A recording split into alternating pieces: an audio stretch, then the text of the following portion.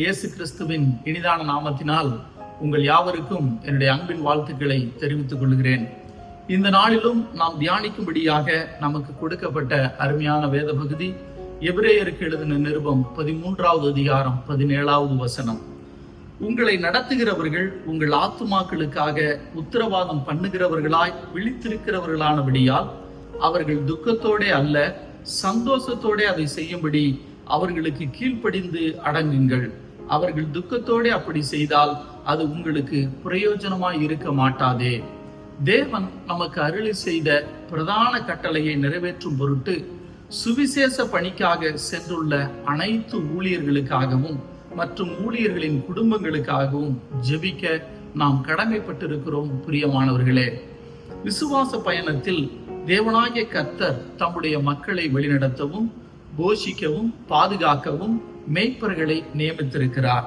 திருச்சபை தலைவர்களிடம் ஒப்படைக்கப்பட்ட ஆன்மீக பொறுப்பு மற்றும் திருச்சபை விசுவாசிகளின் கீழ்ப்படிதலின் முக்கியத்துவத்தை பற்றி சிந்திக்க இந்த பகுதி நம்மை அழைக்கிறது. நாம் வழிநடத்தினாலும் அல்லது வழிநடத்தப்பட்டாலும் இந்த வசனம் திருச்சபைக்கான கடவுளின் இருதயத்துடன் ஆழமான சீரமைப்புக்கு நம்மை அழைக்கிறது. இந்த வசனத்தில் இருக்கும் சத்தியங்களை நாம் தியானிக்கலாம். முதலாவதாக, தலைவர்கள் தங்கள் மந்தைக்காக கர்த்தரிடத்தில் கணக்கு கொடுக்க வேண்டியவர்கள். Spiritual leaders are accountable to God for their flock. எபிரேயர் 13:17வது வசனத்தின்படி உங்களை நடத்துகிறவர்கள் உங்கள் ஆத்துமாக்களுக்காக உத்தரவாதம் பண்ணுகிறவர்களாய் விழித்திருக்கிறவர்களானபடியால் என வாசிக்கிறோம். ஊழியர்கள் சபை விசுவாசிகளின் ஆத்துமாக்களுக்காக தேவனிடத்தில் கணக்கு கொடுக்க வேண்டியவர்கள் என வேதம் நமக்கு சொல்லிக் கொடுக்கிறது. போதகர்களும் தலைவர்களும் திருச்சபையின் நிர்வாகிகள் மட்டுமல்ல, அவர்கள் கரங்களில் கொடுக்கப்பட்ட ஆத்துமாக்களை பராமரிக்கவும் ஆத்துமாக்களை பாதுகாக்கக்கூடிய காவலாளர்களாகவும் இருக்கிறார்கள் என்பதை நாம் மறக்கக்கூடாது. அப்போஸ்தலர் நடபடிகள் 20வது அதிகாரம் 28வது வசனத்தின்படி தமது சபையை மேய்ப்பதற்கு பரிசுத்த ஆவி உங்களை கண்காணிகளாக வைத்த மந்தை முழுவதையும் குறித்து எச்சரிக்கையாய் இருங்கள் என வாசிக்கிறோம். ஊழியர்கள் தங்களுடைய மந்தையை கர்த்தருக்குள் சரியான வழியில் நடத்தவும் அவர்கள் ஆத்துமாக்களை பராமரிக்கவும் அவர்களை சரியான பாதையிலே வழிநடத்தி மணவாளனுடைய வருகையிலே மணவாட்டியாகிய சபையை சேர்ப்பதற்கு ஆயத்தப்படுத்துகிற ஒரு பெரிய பொறுப்பை தேவனாகிய கர்த்தர் ஊழியர்களின் கரங்களிலே கொடுத்திருக்கிறார். அதை ஒருபோதும் ஊழியர்கள் மறந்துவிடக் கூடாது. நம்முடைய அன்றாட வாழ்க்கையில எவ்வளவோ சோர்வுகள் வரலாம், எவ்வளவோ தடைகள் வரலாம், எவ்வளவோ நான் உழைக்கிறேனே, ஊழியத்தின் பாதையில முன்னேற்றம் இல்லையே என சொல்லி அங்கலாய்க்கலாம். ஆனால் கர்த்தருடைய பிள்ளைகளே, தேவனாகிய கர்த்தர் மந்தைக்கு நம்மை முன்மாதிரியாக வைத்திருக்கிறார், எச்சரிக்கையாக இருக்கும்படியாக அழைத்திருக்கிறார் என்பதை மறக்கக்கூடாது. தேவனாகிய கர்த்தர் நமக்கு அழைக்கப்பட்டதான அழைப்பில நாம் பாத்திரவான்களாக நடந்து கொள்ளும்படியாக எச்சரிக்கையாக இருக்க வேண்டும். 1 பேதுரு 5வது அதிகாரம் 4வது வசனத்தின்படி மந்தைக்கு மாதிரிகளாக கண்காணிப்பு செய்யும் பொழுது பிரதான மேய்ப்பர் வெளிப்படும் பொழுது மகிமையுள்ள வாடாத கிரீடத்தை பெறுவீர்கள் என வேதம் நம்மை உற்சாகப்படுத்துகிறது. இந்த கணக்கு கொடுத்தல் என்பது கர்த்தர் தம்முடைய ஊழியர்களுக்கு கொடுத்த ஆத்துமாக்களை சரியான சத்தியத்தில சரியான வெளிச்சத்தில வழிநடத்தும்படியான பெரிய பொறுப்பு என்பதை நாம் மறக்க கூடாது. அருமையானவர்களே, இந்த கனமான பொறுப்பை அவருடைய மகிமைக்காக தொடர்ந்து ஊழியர்கள் செய்வதற்கு தேவன் அருமையான ஊழியர்களை பலப்படுத்துவாராக. தேவன் கொடுத்த ஊழியத்தை அவருடைய மகிமைக்காக அவரை பிரியப்படுத்துகிற வழியில செய்வதற்கு நம்மை நாமே மீண்டும் அர்ப்பணிப்போமாக. இரண்டாவதாக, விசுவாசிகள் தெய்வீக தலைமைத்துவத்திற்கு கீழ்ப்படிய அழைக்கப்படுகிறார்கள். Church members are called to obey and submit to godly leadership. ஊழியர்கள் துக்கத்தோட அல்ல சந்தோஷத்தோட உங்கள் ஆத்துமாக்களுக்காக உத்தரவாதம் பண்ணும்படி அவர்களுக்கு கீழ்ப்படிந்து அடங்குங்கள். தலைவர்கள் வேதத்திற்கு உண்மையாக இருக்கும் பொழுது விசுவாசிகள் அவர்களின் வழிகாட்டுதலை மனத்தாழ்மையுடனும் பின்பற்ற அழைக்கப்படுகிறார்கள். இது ஒற்றுமையும் ஆன்மீக வளர்ச்சியும் வளர்க்கிறது. இங்கே இருக்கும் கீழ்ப்படிதல் என்ற வார்த்தை சர்வாதிகாரமானது அல்ல, இது ஆன்மீக சீரமைப்பில் வேரூன்றி உள்ளது என்பதை முதலாவது விசுவாச பெருமக்கள் புரிந்து கொள்ள வேண்டும். 1 தெசலோனிக்கேயர் 5வது அதிகாரம் வசனம் 12, 13 இப்படியாக சொல்கிறது, பிரயாசப்பட்டு கர்த்தருக்குள் உங்களை விசாரணை செய்து உங்களுக்கு புத்தி சொல்லுகிறவர்களை நீங்கள் மதித்து அவர்களுடைய கிரியை நிமித்தம் அவர்களை மிகவும் அன்பாய் எண்ணிக்கொள்ளும்படி என பரிசுத்த பவுல் தெசலோனிக்கே திருச்சபைக்கு கற்றுக் கொடுக்கிறார்.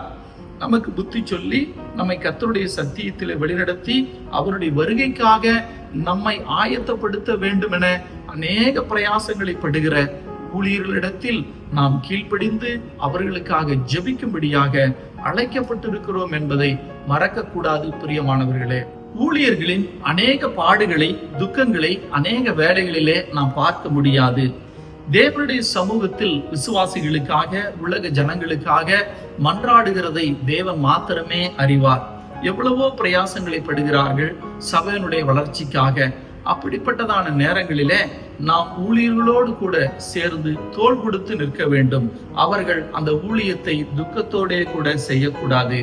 இயேசு கிறிஸ்துவின் நிமித்தம், ஊழியத்தின் நிமித்தம், சுவிசேஷத்தின் நிமித்தம் பாடு அனுபவிக்கிற சகோதர சகோதரிகளுக்காக நாம் அன்றாடம் ஜெபிக்க வேண்டும்.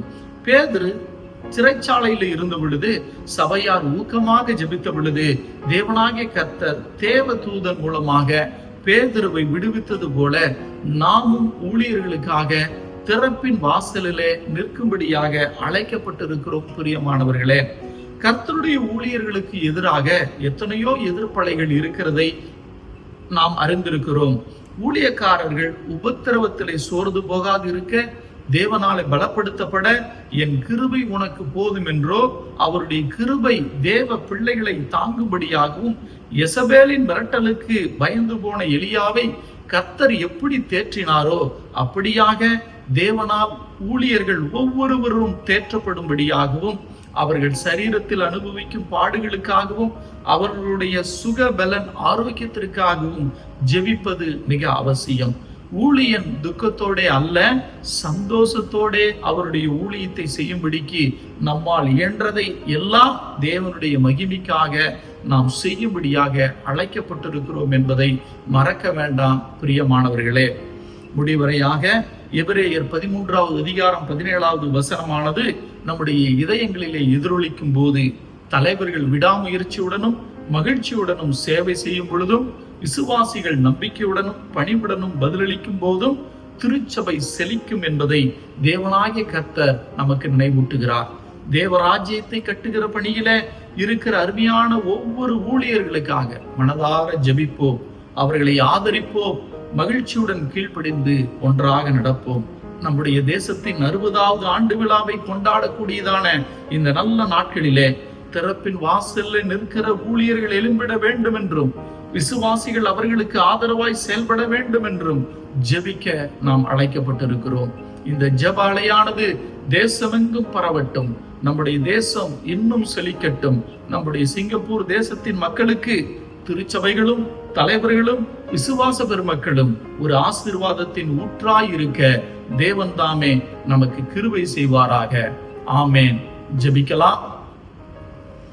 எல்லா ஆசீர்வாதங்களுக்கும் ஊற்றுக்காரனராய் இருக்கிற எங்களுடைய அன்பின் பரலோக பிதாவே, இந்த நல்ல நாளுக்காக நாங்கள் நன்றி செலுத்துகிறோம்.